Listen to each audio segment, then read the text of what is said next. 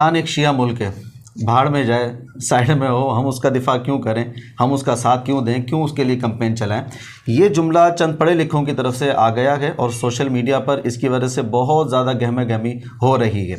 اس پر بھی ہم آپ سے اپنی رائے لینا چاہوں گا، لیکن اس سے پہلے میں آپ سے یہ سوال کرتا ہوں، سر کیا وجہ ہے کہ پہلے فلسطین پر حملے ہو رہے تھے، غزہ میں مسلمانوں کو مارا جا رہا تھا، بچوں کا، خواتین کا، بوڑھوں کا کوئی خیال نہیں کیا جا رہا تھا، اور بڑی بے دردی سے یہ قتل لمبے عرصے سے تقریباً 2-2.5 سال سے چلتا ہوا مستقل آ رہا ہے، اور اب یہ ہوا کہ جناب پھر اسرائیل نے اٹھا کر حملہ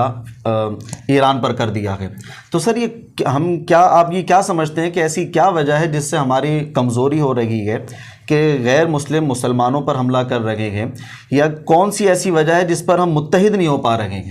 سر صرف یہی وجہ ہے کہ ہم متحد نہیں ہیں، ہم میں اتحاد نہیں ہے۔ یہ ایک بہت بڑی وجہ ہے جس کی وجہ سے دیکھیں ایک اور 11 ایک محاورہ ہمارے یہاں چلتا ہے، اس کو قرآن پاک نے بڑے اچھی طریقے سے سمجھا ہے۔ اللہ کے نبیوں کی دعوت کا ایک بنیادی مقصد جس کو قرآن ذکر کرتا ہے لا تتفرقوا فی، کہ آپ نے ٹکڑوں میں نہیں بٹ جانا۔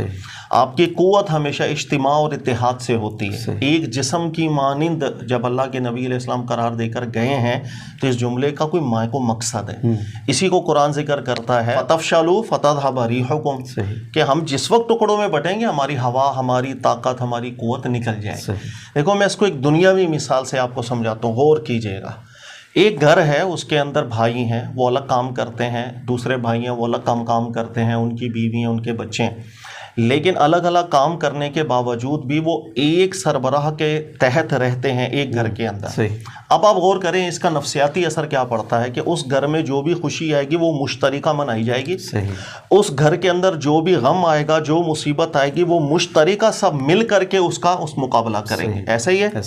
سر، یہی ایک چھت نہ ہو، ایک بھائی الگ ہے، ایک کراچی میں رہتا ہے، ایک لاہور میں رہتا ہے، اس کا الگ گھر ہو گیا، تیسرے کا الگ ہو گیا، اس کا نفسیاتی اثر کیا پڑتا ہے؟ آہستہ آہستہ آپ دیکھیے گا اب خوشیاں مشترکہ نہیں رہیں گی، اس گھر میں کیا پرابلم ہے دوسرے والے کو پتہ بھی کبھی نہیں چلتا ہے۔ اتحاد ایک ایسی چیز ہوتی ہے جہاں آپ کی خوشیاں اور جہاں آپ کے غم، جہاں آپ کے دکھ، وہ سب مشترک ہو جاتے ہیں، پھر سب مل کر کے اسے نکلنے کی کوشش کرتے ہیں، 1-1 2 11۔